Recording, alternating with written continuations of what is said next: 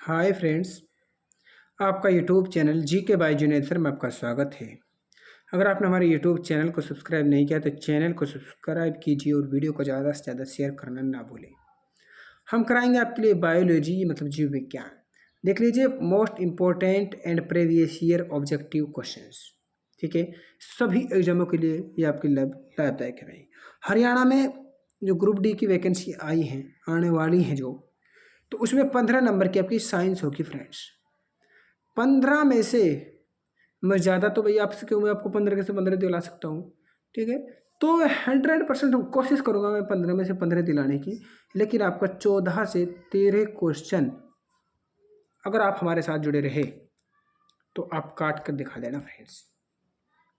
जिस तरीके से हम आपको साथ ले चलेंगे उस तरीके से आप हमारे साथ चलना है और उसी तरह से आप तैयारी करना है। बिल्कुल ठीक है, तो चैनल सब्सक्राइब कर लें और वीडियो को ज़्यादा से ज़्यादा शेयर करना ना भूलें। तो चलिए, सारे प्रीवियस ईयर क्वेश्चन है, जबरदस्त क्वेश्चन है और यही से क्वेश्चन आपके लिए छपेंगे भाई। ये रहा आपके सामने, अब पहला प्रश्न ये रहा भाई, ये जो भी कर दिया मैंने। बेरी बेरी रोग किस विटामिन की कमी से होता है भाई? तो विटामिन B1 की कमी से बेरी बेरी रोग होता है भाई। ठीक है, इस बात को आप नोट कर सकते हो। अब इनके सारे क्वेश्चन जो 4 ऑप्शन रखे सारे के डिटेल कराएंगे, टेंशन नहीं रहना बिल्कुल भी। ठीक है, विटामिन B1 को हम क्या कहते हैं? तो थायमीन बोलते हैं। क्या बोलते हैं? थायमीन बोलते हैं भाई। ठीक है, चलिए भाई, इसका राइट आंसर बी है। अब इनकी डिटेल देख लीजिए आप। विटामिन B1 की कमी से बेरी बेरी नामक रोग होता है और विटामिन B1 का रासायनिक नाम क्या है? थायमीन है भाई। क्या है? थायमीन है। यह फल, चावल, अंडा, मांस, दूध, सोयाबीन, अंकुरित अनाज इत्यादि में पाया जाता है भाई विटामिन B1। आगे चलिए, अब आते हैं विटामिन ए। विटामिन ए के बारे में बात करते हैं। इसका रासायनिक नाम है रेटिनोल। विटामिन ए का क्या नाम है?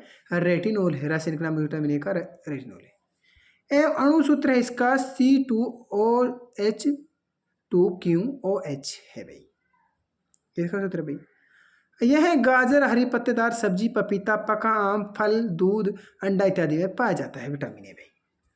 विटामिन ए की कमी से कौन सा रोग होता है? तो रथोंदी रोग हो जाता है, मतलब नाइट ब्लाइंडनेस रोग होता है भाई। रथोंदी रोग हो जाता है विटामिन ए की कमी से। इस बीमारी में व्यक्ति को रात में दिखाई नहीं देता है। आई बात समझ?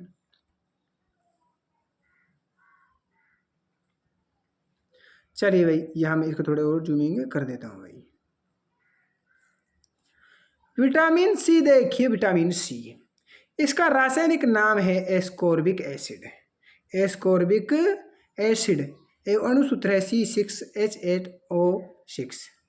ठीक है, तो ये इसका अणु सूत्र है, लेकिन इसका रासायनिक नाम जरूर इंपॉर्टेंट है भाई। इसका रासायनिक नाम क्या है? एस्कॉर्बिक एसिड है भाई। बहुत बार एग्जाम पूछा गया है भाई विटामिन सी। इसकी कमी से सकरवी नामक रोग होता है भाई। कौन सा रोग होता है? सकरवी नामक रोग होता है भाई। यह खट्टे रसदार फल, नींबू, संतरा, मौसमी, आंवला, टमाटर इत्यादि में पाया जाता है विटामिन सी। और गर्म करने पर यह विटामिन नष्ट हो जाता है। विटामिन सी जो है वो गर्म करने से नष्ट हो जाता है। अब आता है भाई, यहाँ देखिए भाई आप, vitamin B12, B12, vitamin B12 इसका रासायनिक नाम है साइनोकोबालामिन। ठीक है, इसका रासायनिक नाम है भाई। इसमें कोबाल्ट धातु पाया जाता है। इसमें क्या पाया जाता है? कोबाल्ट धातु पाया जाता है भाई रासायनिक B12 के अंदर। ये इंपॉर्टेंट है, ये ध्यान रखना है इसके अंदर। ठीक है, चलिए आगे इसी की डिटेल देखना है अभी। यह आरबीसी का निर्माण है, प्रोटीन संश्लेषण में सहायक है। विटामिन B12 है जो भाई, यह आरबीसी का निर्माण है, प्रोटीन संश्लेषण में क्या है? सहायक होता है भाई विटामिन B12। अगला, यह मांस, कलेजी, लीवर, दूध इत्यादि में पाया जाता है। इसकी कमी से शरीर में रक्त ब्लड की कमी होता है भाई विटामिन B12 से भाई। वर्षा के जल में विटामिन B12 पाया जाता है। वर्षा के जल में, इस बात को आप नोट कर सकते हो भाई। आगे चलिए, यह रहा आपके सामने, इसका बताइए। बहुत जबरदस्त क्वेश्चन है भाई आपके लिए। मेंढक में दांत होते हैं तो मेंढक में कितने मेंढक में दांत होते हैं? तो होमोडेंट। तो ए राइट आंसर हो रहे हैं होमोडेंट। ठीक है, होमोडेंट होता है भाई। तो ए राइट आंसर हो जाएगा 2 का भाई।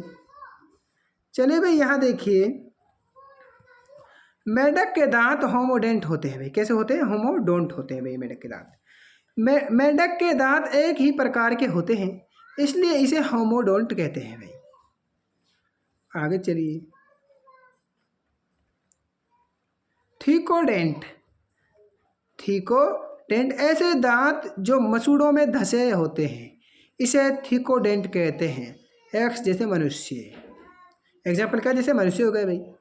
आगे चले। आगे ये रहा आपके सामने हेट्रोडोंट। हेट्रोडोंट। हेट्रोडोंट वैसे दांत जो भिन्न भिन्न प्रकार के होते हैं उसे हेट्रोडोंट कहते हैं। मनुष्य के दांत हेट्रोडोंट के प्रकार हैं।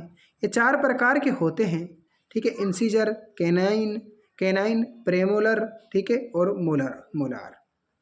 ये होते हैं भाई आपके 4। ये देखिए, ये इंपॉर्टेंट है भाई। स्टार्च से क्या संबंधित है? तो स्टार्च ग्लूकोज से संबंधित है भाई। किससे? स्टार्च ग्लूकोज से। इंपॉर्टेंट क्वेश्चन है भाई, लगा लो इससे। स्टार्च किससे संबंधित है? ग्लूकोज से भाई। स्टार्च से संबंधित ग्लूकोज है। इसका रासायनिक सूत्र C6H12O6 होता है भाई, ठीक है। अब आता है फ्रुक्टोज भाई, जिसे बोलते हैं हम क्या? फ्रुक्टोज। ये रहा, यहाँ पर गलती कर रखा है, इंग्लिश में देखो फ्रुक्टोज। प्राकृतिक रूप से सबसे अधिक मीठा होता है भाई फ्रुक्टोज। यह शहद में पाया जाता है भाई। शहद में क्या पाया जाता है? शहद में फ्रुक्टोज पाया जाता है भाई। आगे देखिए, कृत्रिम रूप से सबसे अधिक मीठा सैकरीन होता है। सबसे अधिक मीठा क्या होता है? वो सैकरीन होता है, लेकिन इससे ऊर्जा की प्राप्ति नहीं होती है और यह बर्फ उद्योग में काम आता है भाई, ठीक है। चलिए भैया आगे। अब आता है सुक्रोज। सुक्रोज। सुक्रोज मोनोसैकराइड के 2 अणु डाइसैकराइड का निर्माण करते हैं भाई। ग्लूकोज प्लस ग्लूकोज माल्टोज बन जाता है भाई। ग्लूकोज प्लस फ्रुक्टोज मतलब सुक्रोज बन जाता है भाई। ग्लूकोज प्लस में ग्लैक्टोज तो लैक्टोज हो जाता है भाई। ये बनते हैं भाई, इस तरह से आपके बन जाते हैं भाई।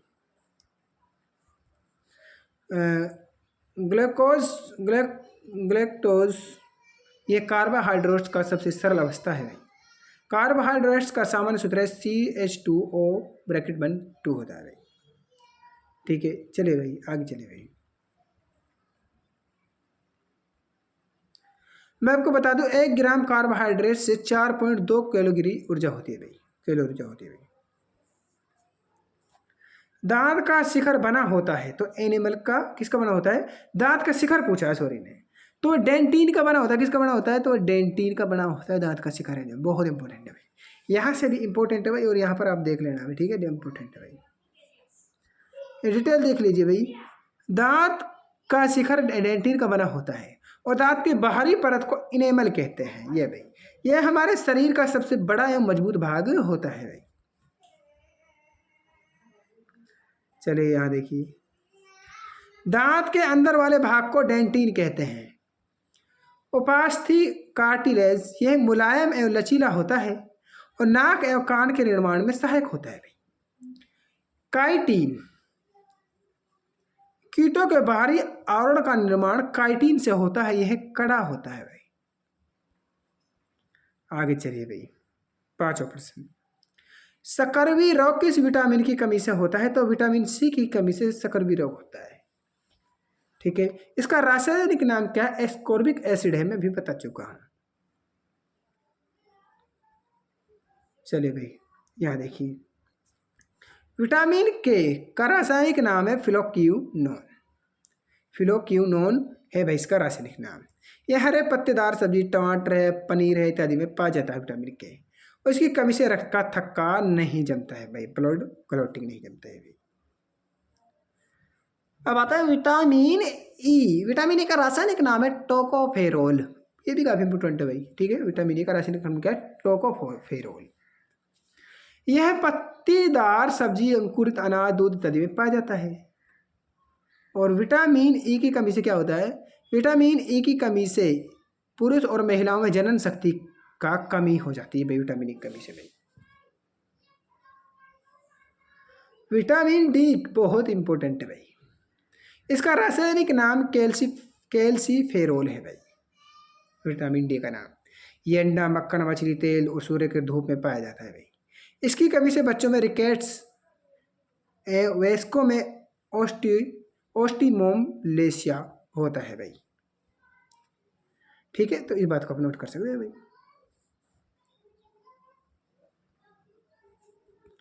पेप्सिन होता है तो पेप्सिन एंजाइम होता है भाई। पेप्सिन क्या है? पेप्सिन एक एंजाइम है भाई। यह बताइए भाई। प्रोपेप्सिन स्टोमच के पेप्टिक सेल से स्रावित होता है जो पेप्सिन में बदलता है भाई। यह प्रोटीन को पेप्टोस में परिवर्तित करता है भाई। सभी एंजाइम प्रोटीन होते हैं लेकिन सभी प्रोटीन एंजाइम नहीं होते भाई। यह नजर रखिए, ये बहुत इंपॉर्टेंट है भाई। हार्मोन, ठीक है, हार्मोन यह हमारे शरीर के विभिन्न भागों में स्रावित होता है एवं बॉडी के अंगों के विकास में सहायक होता है भाई। विटामिन हमारे शरीर की बीमारियों से रक्षा करता है भाई। इस बात को आप नोट कर सकते हैं भाई। चलिए 7%। ग्लूकोज का ग्लाइकोजन में परिवर्तन यकृत में होता है किंतु इसका संग्रह होता है तो यकृत तथा मवेशियों में होता है। तो सी राइट आंसर आपका हो जाएगा भाई। यकृत का सबसे बड़ा एक्सक्राइन ग्लैंड बोलते हैं जिसे वही स्त्रावी ग्रंथि है भाई। यकृत का सबसे बड़ा वही स्त्री ग्रंथि है भाई। लीवर में गड़बड़ी के कारण पीलिया रोग होता है भाई। क्या होता है? लीवर में जब हमारी में गड़बड़ी हो जाती है तो जो क्या हो जाता है? पीलिया रोग हो जाता है भाई। लीवर में पित्त रस का निर्माण होता है भाई। यकृत देख लीजिए, यकृत मतलब जिसे लीवर बोलते हैं भाई। यकृत को क्या, यकृत को ही लीवर कहते हैं भाई। ठीक है, यह विषैल पदार्थ को विषहीन बनाता है भाई। यकृत जो यह विषैल पदार्थ को विषहीन बनाता है। इसमें यूरिया का निर्माण होता है। यकृत में किसका निर्माण होता है? तो यूरिया का निर्माण होता है। ओल्ड आरबीसी को नष्ट करता है भाई। पुरानी आरबीसी को क्या करता है? खत्म कर देता है। इसमें कुछ विटामिन संचित होते हैं। Vitamin A, D, vitamin E, vitamin के का निर्माण भी करता है भाई। चलिए भाई, तिल्ली बोलते हैं जिसे तिल्ली। शरीर का ब्लड बैंक कहा जाता है। आरबीसी का कब्रगाह भी कहा जाता है। तिल्ली को शरीर का ब्लड बैंक भी कहा जाता है और इसे आरबीसी का कब्रगाह भी कहा जाता है, मतलब कब्रिस्तान भी कहा जाता है भाई। नोट कर सकते हो भाई इसको भी। वह कौन सा तत्व है जो दंत इनेमर को कठोर बनाता है? तो हमारा फ्लोरीन हो जाएगा। क्या हो जाएगा? फ्लोरीन। दंत इनेमर को फ्लोरीन कठोर करता है। फ्लोरीन की कमी से मानव शरीर में फ्लोरोसिस नामक रोग होता है भाई। देखिए, मैं तो आपको मल्टीपल चॉइस करा दूंगा लेकिन फायदा क्या है उससे? एक दो क्वेश्चन आने उससे और फिर भाई बाकी आपके यहाँ एक दो क्वेश्चन सिलेक्शन नहीं होगा। इसलिए हम क्या कर रहे हैं, उनकी डिटेल ला रहे हैं। उनके डिटेल के साथ ही हम आपके सारे मल्टीपल भी करते जा रहे हैं। उनसे रिलेटेड भी सारे क्वेश्चन होते जा रहे हैं भाई। ठीक है, ये सारे प्रीवियस ईयर थे भाई। यहाँ देखिए, कैल्शियम मतलब सी ए दांत में calcium phosphate, calcium carbonate, calcium fluoride इत्यादि तत्व पाए जाते हैं कैल्शियम दांत में। मनुष्य के दांत एवं हड्डी में कैल्शियम की मात्रा अधिक होती है भाई। आयोडीन देख लीजिए अभी। आयोडीन के बारे में बात करते हैं। आयोडीन नामक शैवाल से प्राप्त होते हैं भाई। आयोडीन किससे प्राप्त होते हैं? तो शैवाल से प्राप्त होते हैं। इसकी कमी से क्या रोग होता है? तो घेंगा रोग होता है जिसे गोइटर रोग बोलते हैं। आगे होगी समझ में। अब आते हैं सोडियम सूत्र Na। पेशियों के संकुचन में सहायक होता है भाई। पेशियों के संकुचन में क्या होता है? सहायक होता है। तंत्रिका तंत्र में तंत्रिका आवेग का संचयन होता है, करता है भाई। और यह रक्तदाब को नियंत्रित करता है, मतलब रक्तदाब को क्या करता है? कंट्रोल करता है भाई। पित्त का मुख्य कार्य क्या है? तो पित्त का मुख्य कार्य है भाई, इसका राइट आंसर डी, पाचन तथा पोषण हेतु वसा का इस्तेमाल, वसा का इमल्सन करना। डी राइट आंसर आपको देगा भाई। चलिए भाई आगे चलते हैं हम। ये रहा आपके सामने जनन क्षमता में कमी होती है। तो भाई देखिए, मैंने अभी कराया क्वेश्चन। तो इसके मल्टीपल है भाई। तो जनन क्षमता में कमी होती है तो विटामिन ए की कमी से जनन क्षमता में कमी होती है भाई। पुरुष और महिलाओं में जनन क्षमता की कमी विटामिन ए की कमी के कारण होती है भाई। इसका राइट आंसर आपका डी हो जाएगा भाई। ये बहुत इंपॉर्टेंट है भाई, देख लीजिए। पानी में घुलनशील विटामिन बी और सी है भाई, और वसा में घुलनशील ए डी ई के हो जाएगा हमारा। ये आपको नोट कर लेना है भाई, बहुत इंपॉर्टेंट है, बहुत बार एग्जाम में पूछा भी गया है। चलिए ये जूम ही कर देता हूँ थोड़ा सा। ये देखिए विटामिन की खोज की तो वह किसने की थी? तो विटामिन की खोज तो वह फंक ने की थी। इसका राइट आंसर भी आना चाहिए। फंक है लेकिन ये फंक हो जाएगा भाई, फंक। ठीक है, इस तरह से फंक बनेगा। तो विटामिन की खोज किसने की? तो फंक ने की थी। तो ये राइट आंसर हो जाएगा। इसको हम इसको हटा देते हैं। इस तरह से फंक ने की थी भाई, इसको हटा देंगे तो इसका राइट आंसर फंक हो जाएगा। फंक ने की थी भाई। डीएनए में होता है तो न्यूक्लियोटाइड्स होता है भाई। डीएनए में न्यूक्लियोटाइड्स होता है भाई। डीएनए न्यूक्लियोटाइड के बने होते हैं भाई। किसके बने होते हैं? न्यूक्लियोटाइड के बने होते हैं। चलिए भाई आगे चलिए।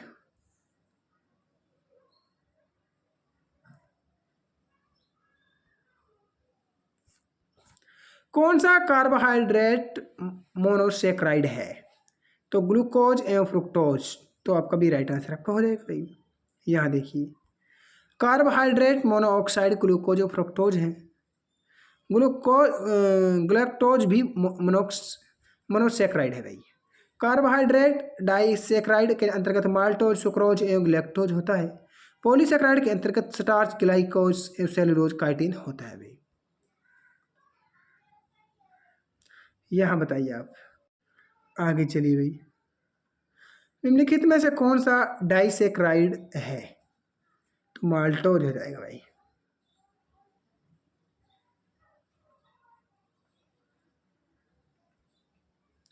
निम्नलिखित में से किसके संश्लेषण के लिए कोलेस्ट्रॉल आवश्यक होता है? तो एस्ट्राडियोल के कारण होता है। तो बी राइट आंसर आपको हो जाएगा भाई। इंसुलिन देख ली। इंसुलिन का निकर्षण अग्नाशय में होता है भाई। इसकी कमी से चौनिया रोग, डायबिटीज होता है भाई। इंसुलिन ग्लूकोज लीवर में ग्लाइकोजन के रूप में संचित रहता है भाई। आगे देखिए निम्नलिखित में से कौन सा दुग्ध प्रोटीन मतलब मिल्क प्रोटीन है? तो वह हो जाएगा हमारा कैसीन। कैसीन को दुग्ध प्रोटीन कहा जाता है भाई। और दूध का रंग उजला कैसीन के कारण ही होता है। किस कारण होता है? दूध का जो रंग है उजला, कैसीन प्रोटीन एवं पीला केरोटीन प्रोटीन का कारण होता है भाई। लैक्टोजेन यह छोटी आंत से स्रावित होता है और लैक्टोज को ग्लूकोज एवं ग्लैक्टोज में परिवर्तित करता है, बदलता है। रेनिन दूध में पाए जाने वाले कैसीन प्रोटीन को कैल्शियम पाराकैसिनेट में बदलता है। अडल्ट मनुष्य में रेनिन एंजाइम की कमी होती है जिसके कारण दूध पचने में कठिनाई होती है भाई। आहार नाल के किस भाग में प्रोटीन्स का अमीनो अम्लों में निम्नीकरण होता है? तो छोटी आंत में होता है भाई। किस में होता है? तो छोटी आंत में होता है भाई। छोटी आंत में अमीनो अम्ल का डेग्रेडेशन होता है भाई। ठीक है, तो इस बात को आप नोट कर लेना है भाई। ये देखिए भाई, किस विटामिन को हार्मोन भी कहते हैं? तो विटामिन डी को हार्मोन कहते हैं भाई। ठीक है, मानव मूत्र में विटामिन डी पाया जाता है और मछली के लीवर में यकृत में विटामिन डी पाया जाता है भाई। रेनिन का स्त्रावण करने वाला अंग है भाई। तो अमाशय हो जाएगा। क्या हो जाएगा? अमाशय। देख लीजिए रेनिन का सेक्रेशन स्टोमच, ये मतलब अमाशय द्वारा होता है भाई। किडनी या मतलब विर्क, मनुष्य में किडनी की संख्या 2 होती है। इसमें यूरिया बनता है और किडनी के इकाई को नेफ्रॉन कहते हैं भाई। ठीक है। मनुष्य के शरीर में निष्क्रिय अंगों का समूह है। तो हो जाएगा हमारा सी, राइट आंसर आपको हो जाएगा। पुनरुद्ध भवन मिलता है तो हमारा प्लेन एरिया में मिलता है, तो डी राइट आंसर आपको हो जाएगा भाई। समवर्ती अंग है तो चमगादड़ के पंख व तितली के पंख है भाई, ए राइट आंसर आपका हो जाएगा भाई। ठीक है, तो चलिए भाई आगे चलते हैं भाई। बहुत ज़बरदस्त क्लास है और आपको मज़ा भी आ रहा होगा, मुझे पूरा विश्वास है भाई। देखिए, समरूप अंग ऐसे अंग जो समान कार्य के उपयोजित हो जाने के कारण समान दिखाई देते हैं, परंतु मूल रचना एवं घूर्णीय परिवर्धन में भिन्न होते हैं, समरूप अंग कहलाते हैं। जैसे एग्जाम्पल है भाई, तितली है, पक्षियों तथा चमगादड़ के पंख उड़ने का कार्य करते हैं और देखने में एक समान लगते हैं, परंतु इन सभी की उत्पत्ति अलग अलग ढंग से होती है भाई। यहाँ चलिए, कौन सी हार्मोनल बीमारी है? तो घेंगा हमारी हार्मोनल बीमारी है। ठीक है, तो इस बात को आप नोट कर लेना है भाई। घेंगा जिसे गोइटर भी बोलते हैं हम, आयोडीन की कमी से हमारी ये होती है भाई। आगे चलिए, आगे हम आपको बताते हैं। यस, डार्विनिज्म है तो डार्विनिज्म प्राकृतिक चयन है भाई, सी राइट आंसर आपका हो जाएगा भाई। चलिए आगे चलते हैं। यहाँ पर ये देखिए, आप देखिए, origin of species by natural selection पुस्तक की रचना चार्ल्स डार्विन के द्वारा किया गया। बिल्कुल ठीक है भाई। आगे चलिए, उपार्जित लक्षणों की वंशागति सिद्धांत का प्रतिपादन लेमार्क के द्वारा किया गया। बिल्कुल, लेमार्क ने फिलोसोफिक जूलॉजिक पुस्तक का प्रतिपादन किया। यहाँ चलिए, उत्परिवर्तन, ठीक है, उत्परिवर्तन सिद्धांतों के द्वारा दिए गए इनके अनुसार जाति की उत्पत्ति अचानक परिवर्तन के कारण होती है। जीवों में अचानक परिवर्तन को उत्परिवर्तन कहते हैं भाई। जीवों में, यहाँ पर बस यहाँ रखना है, जीवों में अचानक परिवर्तन को उत्परिवर्तन कहते हैं। जब दो जीव साथ रहे तथा एक को लाभ हो तथा दूसरे को कोई लाभ न हो तो वह कहलाता है, तो कोमेंसलिज्म कहलाता है। तो डी राइट आंसर आपको हो जाएगा भाई। 100% हम कहते हैं फ्रेंड्स, आप हमारे साथ अगर अंत तक बने रहे तो आपका एक नंबर नहीं कटे देंगे। देखिए, दो जीवों के बीच ऐसे संबंध जिसमें एक जीव को लाभ तथा दूसरे जीव को हानि होती है उसे परजीविता कहते हैं भाई। एक जीव दूसरे जीव को पूरी तरह से भक्षण करता है तब इसे परभक्षण कहते हैं भाई, प्रेडेशन कहते हैं भाई। एग्जाम्पल जैसे गिद्ध हो जाएगा आपका। भूमि अपरदन की रोकथाम संभव है तो पुनः वन रोपण से है भाई, तो ए राइट आंसर आपको हो जाएगा भाई। डार्विन का सिद्धांत प्राकृतिक चयनवाद।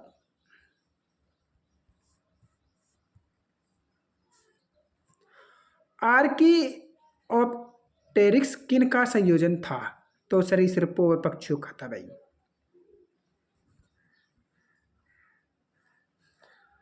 सूर्य के प्रकाश से पराबैंगनी विकिरणों खालिस्तान की क्रिया से क्या उत्पन्न होता है? तो ओजोन O3 होता है भाई। ठीक है, तो यहाँ पर 30 क्वेश्चन हमने कराए हैं फ्रेंड्स। ठीक है, हरदम ऐसे ही कराएंगे, का दिन 30 का दिन 50 से बढ़ाते चलेंगे, आपको टेंशन नहीं लेना बिल्कुल भी, क्योंकि हमने भाई उसकी डिटेल कराई है, थोड़ा इसलिए लंबी वीडियो हो जाती है। ठीक है, और ये वीडियो हमारी 24 से 25 मिनट की आपकी वीडियो हो चुकी है। तो चैनल सब्सक्राइब कर लें, वीडियो को ज़्यादा से ज़्यादा शेयर करना ना भूलें और कमेंट हम बताना है क्वेश्चन कैसे लगे आपको। ठीक है, और ये तरीका पढ़ाने का अच्छा था या नहीं, ये भी बताना है आपको। धन्यवाद फ्रेंड्स। हम कहते हैं फ्रेंड्स, ये क्लास आपकी हर एग्जाम के लिए लाभदायक है भाई। ठीक है, हम साइंस आपके लिए बिल्कुल ज़बरदस्त तरीके से पढ़ा देंगे। सारे होगी, फिजिक्स होगी, केमिस्ट्री होगी, ठीक है, बायोलॉजी, सारे हम अलग अलग। ये बायोलॉजी थी चल रही है भाई आपकी। ठीक है, तो चलिए धन्यवाद फ्रेंड्स, मिलते हैं अगली वीडियो में।